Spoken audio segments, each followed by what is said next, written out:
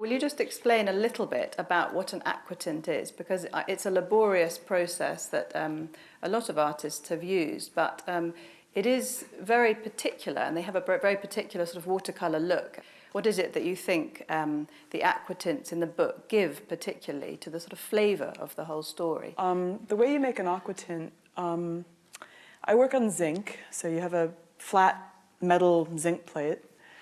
You do a lot of processing to it, you bevel the edges, you degrease it, and you cover it with a wax ground. Meanwhile, you've taken a piece of tracing paper and made the outline of your drawing, just the line. Flip it over because everything's going to reverse, and so you have to begin by reversing. Transfer the drawing, then go over again with a sharp point and cut through the wax.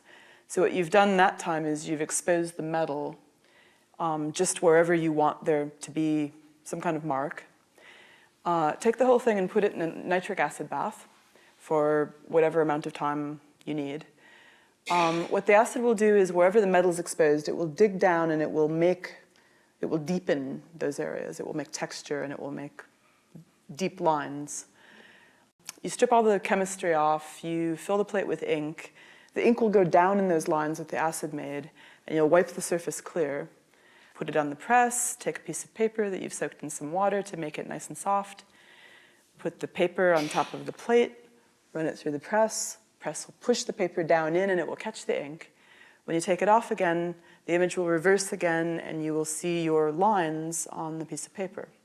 Aquatint was invented as a commercial process to imitate watercolor, hence aquatint. So for an aquatint, you've got your plate, it's got the lines, you can see them. There's lots of ways to do this, but I do it the old-fashioned way, which is I have a big wooden box the size of a refrigerator, an American refrigerator.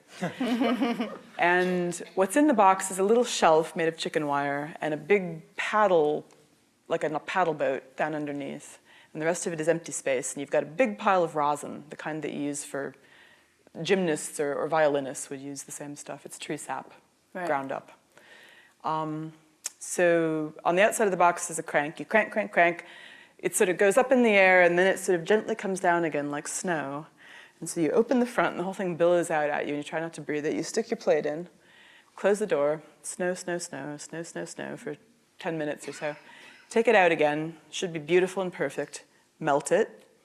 Then you use your wax to black out all the white areas, stick it in the acid, black out all the next lightest areas, stick it in the acid. You keep doing this until you've got whatever. You can't see what you're doing. So you're imagining how much texture is going to translate into how much tone. So eventually you've gone through the whole process, strip off all the chemistry, ink, ink, ink, wipe, wipe, wipe, through the press. Hopefully at that point, it's done. If not, you try fixing it. I think it's a beautiful process, that aquatint. There's a sense in which tone and colour has an emotional impact on the image.